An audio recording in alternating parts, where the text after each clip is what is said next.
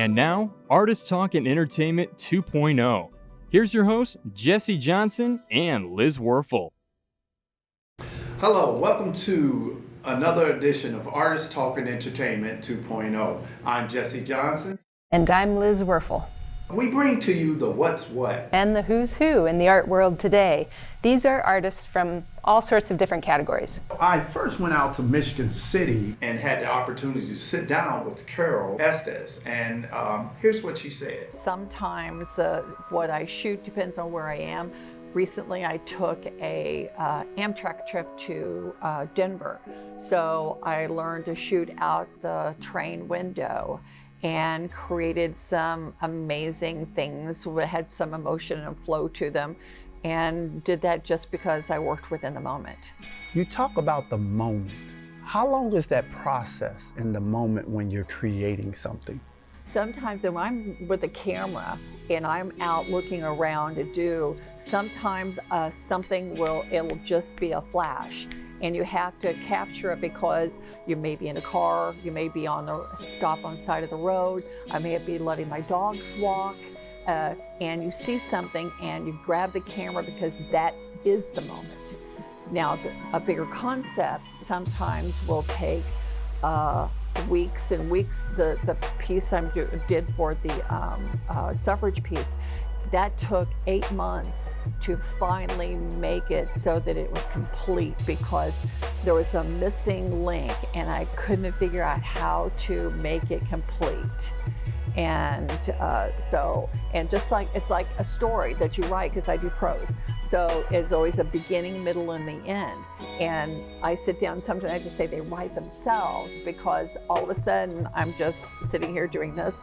All of a sudden this piece will finish in front of me. And that moment has just erupted out. You don't know where it came from. After looking at what Carol creates, I wanted to talk about the moments. Her moments when she really gets lost and involved with her work. It had to come from a previous experience, something I ran into, anything that I had done. Something got that to rattle inside me, and then it came out with the pen. So you just don't know. When it comes to titles, how do you decide what is the title for a certain given piece?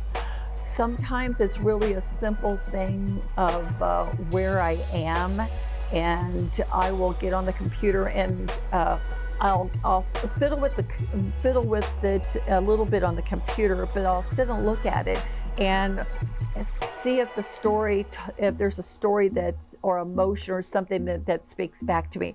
And sometimes there'll just be something that will click in, and then that generally will be a title. I really love to title my pieces, and not just locations and where and what it is. I usually love to go deeper in and create a tiny little storyline with my pictures, and hopefully what I'm seeing in my eye reflects into the title. I feel like Carol really got personal when it came to telling her story and getting in the moments. What do you think, Liz? Yeah, I like when artists are personable and can share some of their personal stories. Reminds me of artist Master Burt. I went out personally to interview Master Burt, who has sickle cell anemia. My name is Master Burt. I'm from Chicago Heights, Illinois. I'm an advocate for sickle cell anemia because I have 2 children, one with sickle cell, one with the trait. I use art to help me get through a lot of the pain that I deal with. I use art sometimes it's a pain manager. I used to just draw all the time. I would do a lot of portraits for people. But once I saw that there was a need for advocacy, I started advocating through my artwork. And with that, I realized that painting could also help me get through some of my pain. What I'm doing now is I'm laying my palette. A palette is an array of colors that you're going to use to paint with. You want to try to give them some type of order to the point where you don't get mixed up and be all over the place. Burt says he likes to start off outlining so that he can visually see how it's coming together. You know, It depends on how he's feeling whether or not he can paint. Sometimes he chooses to paint in order to move through the pain. There would be times where, it would be a decision of go to the hospital or wait it out or what, and I would just paint. I would paint, and that would take my mind away from the pain, which would eventually lessen the pain. So yeah, that's what painting does for me. Young or old, doesn't matter. Burt's going to tell us why he created some of his work. I admire artists a lot, because you can learn from each other, man. Like, I'm never too old to learn, even if it's from somebody younger than me. Michael Jackson is one of my favorite artists. And the funny part about this is that I have an older cousin, he was his favorite artist, and then me, my favorite artist, and now he's my daughter's favorite artist. And so it just goes to show that the times that, how his music, it lasts. And I wanted to create this of his childhood. I wanted to create this one of his childhood, and also one of him being an adult. And so, I'm in the process of doing a series of Michael Jackson silhouettes. And this one here, it reminds me of the Jackson 5 back in the ABC days. And so this is why I wanted to capture this picture like this. This picture right here was created, I was going through some parental issues with my kid's mother. And so basically I have two kids, one biological and one not. And my son is not biologically mine, but he's mine. Raised him since he was born. And what happened was that I had temporary custody of him, and they gave it back to her. And as soon as they gave it back to her, pretty much she made it to the point where I couldn't, see him no more and act with him no more. And this was what came out of it. This was how I was feeling. This is us. Burt tells us a bit more about his sickle cell painting. So this picture is sickle cell, again, advocating, trying to inform people of what's going on, trying to inform people of how other people feel, as well as myself, with sickle cell. You see the medicines, they feed us a lot of pain medicines, like it's flowing from the sky, especially when you're young. It's flowing from the sky just for them to turn around and then call you a drug seeker or an addict. When you go to the emergency room, we pretty much feel like we're in jail. A lot of times when you're in the hospital for months at a time, with this is oxygen. If you could even zoom in, you'll see that his eyes are yellow, and that's a cause of yellow jaundice. I wanted to capture the things that really go on within the life of sickle cell. You see here, he got an IV, he's getting a blood transfusion. And the scream here, it's a sickle scream, it's a sickle cry. And so this is why I have the sickle cells flowing out of his mouth, because it's sickle cell that's screaming at you when we're in that level 10 crisis. It's sickle cell that's screaming at you when we're hurting and pain like this. And that's everything is a state of emergency when you are dealing with sickle cell, because you can go from having a simple cold to acute chest to death. And everything is an emergency when you do deal with sickle cell. You need to get there ASAP. I gave him a call the other day to see how that painting was going, and he had to put it on hold because he's not feeling up to it yet, but I'm sure he's going to get back to it. I think that was powerful. What do you think, Jesse? Yeah, Liz, I find that very powerful and very interesting in how some artists are able to create while they're going through their issue or something like that. Yeah, and it's almost as if those challenges create an even more powerful process and a way in which they can be creative through their artwork. I agree. Let's go to commercial break. Okay, we'll be back.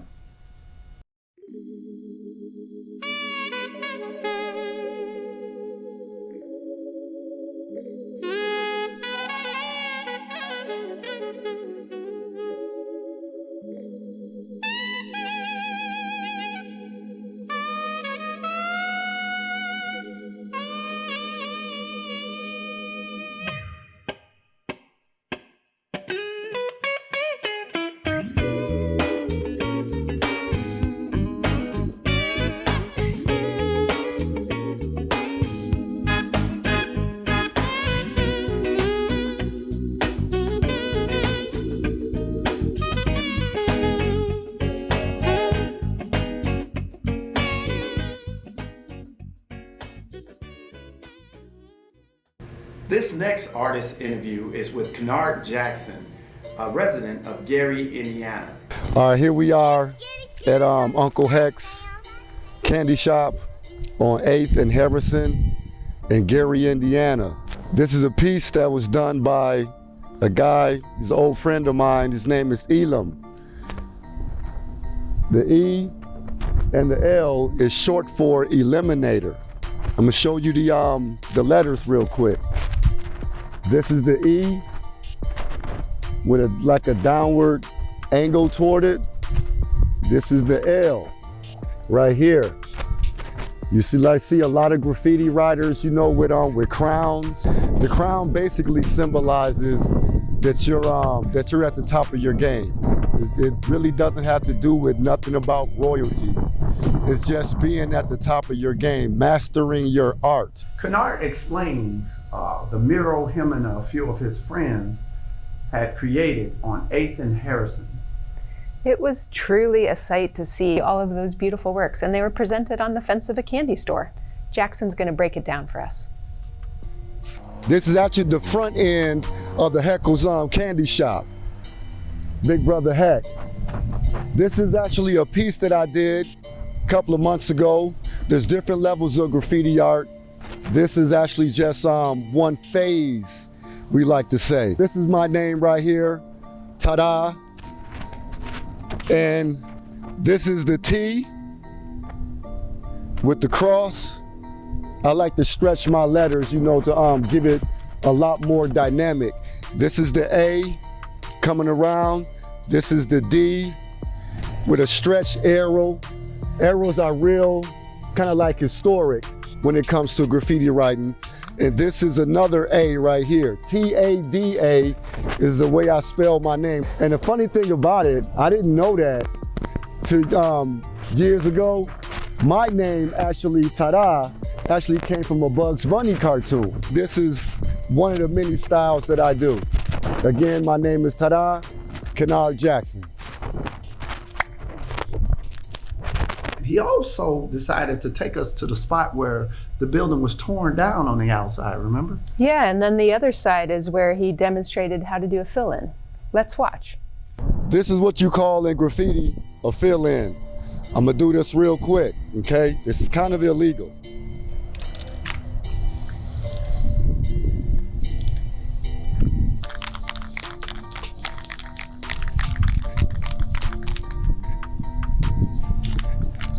Can't forget the crown.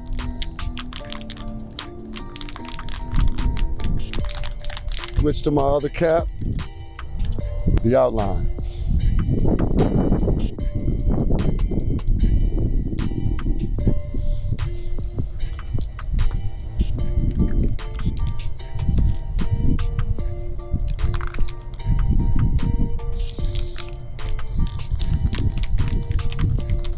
That's basically a throw up. That's the throw up T. Stands for Tada. We'll be back after this commercial break.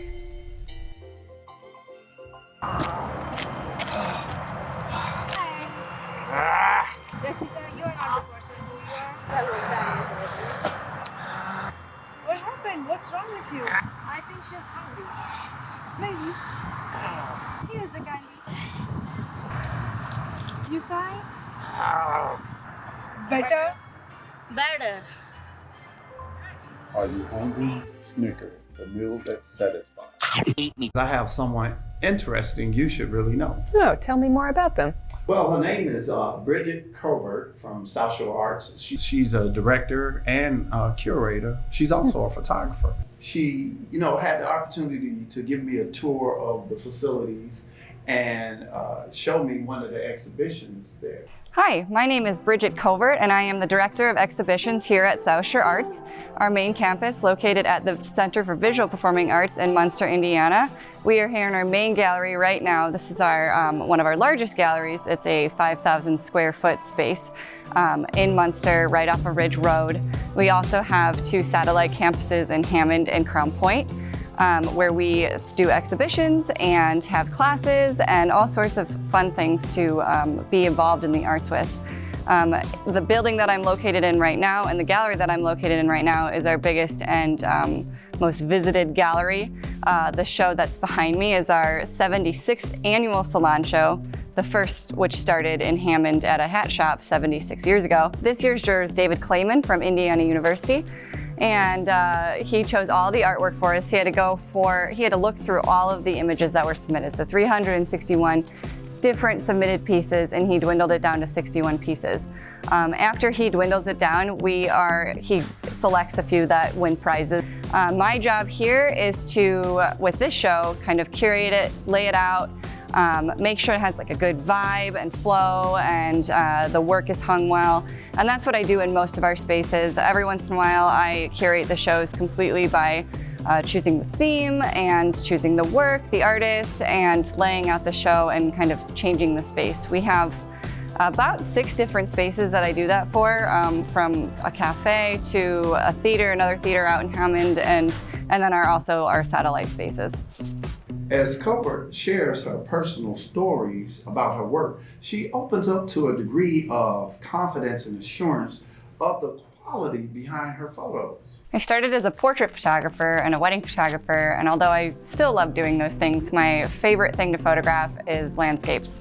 I have such a love of just kind of going out and finding different moments with the sun playing and the clouds playing, and photographing kind of stills that you don't get to see all the time. This is a photograph I took a few years right behind me. It's of a sunset in Cedar Lake, Indiana, a few minutes from where I grew up in, and this one was probably very, dear to my heart just because it shows kind of new growth in kind of like the dead of what happened in the winter. And also this is a place I'd frequent all the time, driving on my bike and kind of doing those kind of things. And I always would take a camera with me when I was riding my bike around rural parts of Indiana.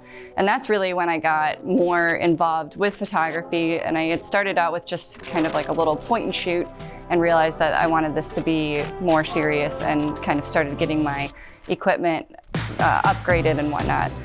I started as a painter, and in college I was a painter, and went into photography after that. And I think that learning painting and also the other aspects of art, and learning composition and framing and lighting and all that kind of stuff, has a huge role in the way I like to shoot and the way I like to do my photography. I had the opportunity to ask Bridget who were some of the other artists that displayed their work, exhibit their work at the other galleries they own. Besides at this location, we've had so many fantastic artists show at our other locations. We've had a range of artists at our substation number 9 and our Artful Garden Crown Point location. At substation number 9 last year, we had Jesse Johnson with his solo show Harmony, and that was last summer. And this summer we did Joe Rowan on likely musical instruments. And we just did a show that was Julio Guerrera, Gallery of Voices. He was a comic artist. Come visit us at South Shore Arts. We are located, our main campus is at 1040 Ridge Road in Munster, Indiana. You can find more information about all the exhibits at all of our locations, at all the classes we offer from ages 2 to 99 at www.southshoreartsonline.org. Jesse, our last interview is with Simone Hayes. She can show us her talent in this video interview. I'm Simone Hayes, and I'm going to tell you about my process. Let's go on down to the ceramic room. I'm going to change my clothes, and then we'll get throwing. Have some fun. I like to start my day off with going over to the sound system in the studio and turning on music, because, it's like dead quiet in there, like crickets. So the process of throwing, getting to the wheel, starts with wedging clay, getting a ball of clay, picking what kind of clay you want to work with. And in this case, I worked with porcelain. And so what I did was I got a ball of clay, and sometimes you can measure it, you don't have to, but you wedge it, and wedging gets out the air bubbles, makes the clay come together closer, and prevents, cracking. And so what I did, wedging is like kneading dough, but with clay. So You would do that about 100 times. And then after that, you would take your ball of clay over to the wheel.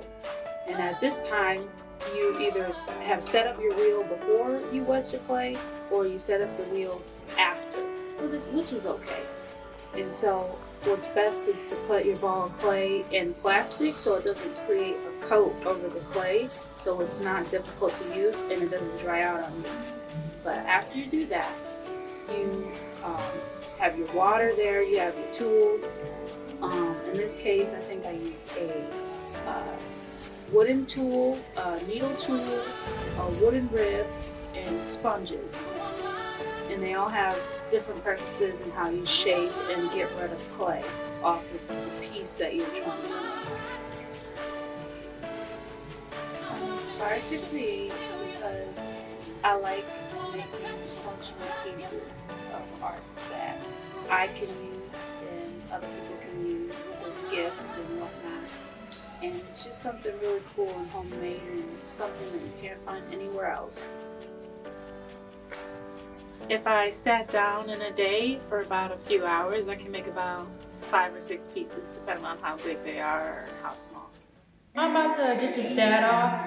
You can use your fingers, but you don't want to dig all the time, so I use my metal rib, and it's a nice little trick. You just slide it under there, and it just comes right off. Done. Now, I'm about to go over here and bag it, put it in a damp room, and let it dry slowly. Did you get the opportunity to create something for yourself on the wheel and of course for me? Not this time, but next time I will. Okay. That's going to be it for Artist Talk and Entertainment 2.0. We'll see you next time. Bye for now. Bye-bye. Next time on Artist Talk and Entertainment 2.0, Jesse sits down with artist Mindy Marie, and Liz speaks with Georgia Fox, and our special guest host Destiny Briscoe takes you in the kitchen with Yu Song, who teaches us how to eat healthy. I'm your announcer, Zach Collins. Like us on Facebook and follow us on Instagram.